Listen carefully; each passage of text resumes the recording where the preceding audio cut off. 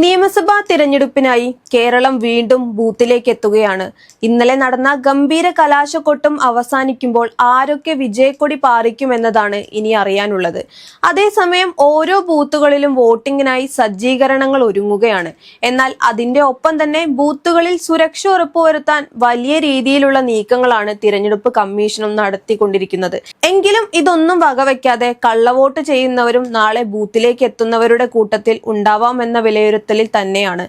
കാരണം ഇതിനു മുമ്പും പലതവണ കേരളത്തിൽ ഇത്തരത്തിൽ കള്ളവോട്ട് സംഭവങ്ങളുടെ വാർത്തകൾ നമ്മൾ കേട്ടിട്ടുള്ളതാണ്. അതുകൊണ്ട് തന്നെ ഇത് കണക്കിലെടുക്കുമ്പോൾ ഇത്തവണയും ഈ പ്രവൃത്തി ആവർത്തിക്കപ്പെടാനുള്ള സാധ്യതയും തള്ളിക്കളയാനാവില്ല. എന്തുതന്നെ ആയാലും കള്ളവോട്ട് നിയമപ്രകാരം കുറ്റകരമാണ്. അതുകൊണ്ട് തന്നെ എന്താണ് കള്ളവോട്ടെന്നും ഇതിന്റെ പ്രത്യാഘാതം എന്താണെന്നും ഓരോ പൗരനും അറിഞ്ഞിരിക്കേണ്ടതും വളരെ അത്യാവശ്യമാണ്.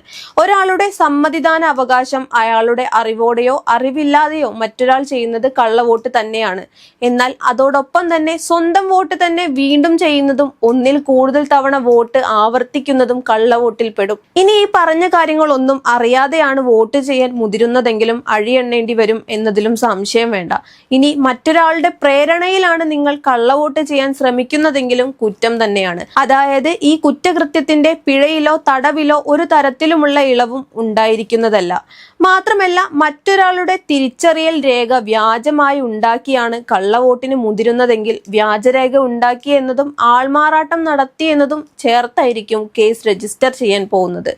ഇത് കൂടുതൽ ശിക്ഷ ലഭിക്കാനും വഴിവെക്കുമെന്ന് തന്നെ പറയാം.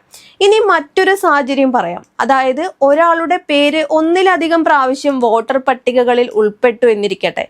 അതുകൊണ്ട് ഒന്നിലധികം തവണ വോട്ട് ചെയ്യാൻ പറ്റുമോ?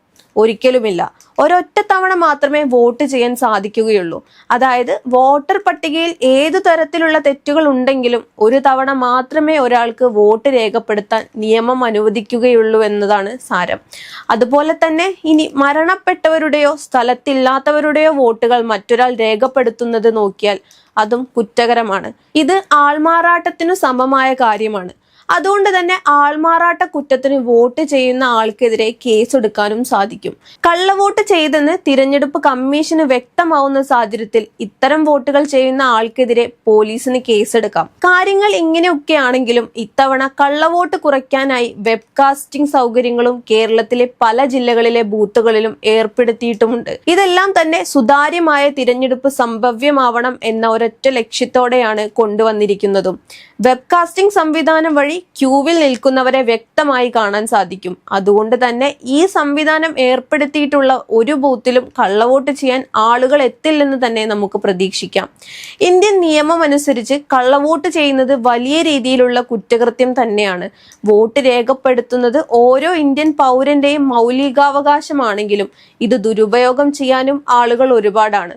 അതുകൊണ്ട് തന്നെ ജനങ്ങളിലേക്ക് കള്ളവോട്ടിനെ കുറിച്ചുള്ള കൃത്യമായ വിവരം എത്തിക്കേണ്ടതും വളരെ പ്രധാനം തന്നെയാണ്. എന്തു തന്നെ ആയാലും ഇനിയെങ്കിലും ഇത്തരത്തിൽ ആളുകൾ തിരഞ്ഞെടുപ്പുകളുടെ പ്രാധാന്യം മനസ്സിലാക്കി കള്ളവോട്ട് ചെയ്യുന്നതിനായി ബൂത്തുകളിൽ എത്താതിരിക്കട്ടെ എന്നു തന്നെ നമുക്ക് പ്രത്യാശിക്കാം.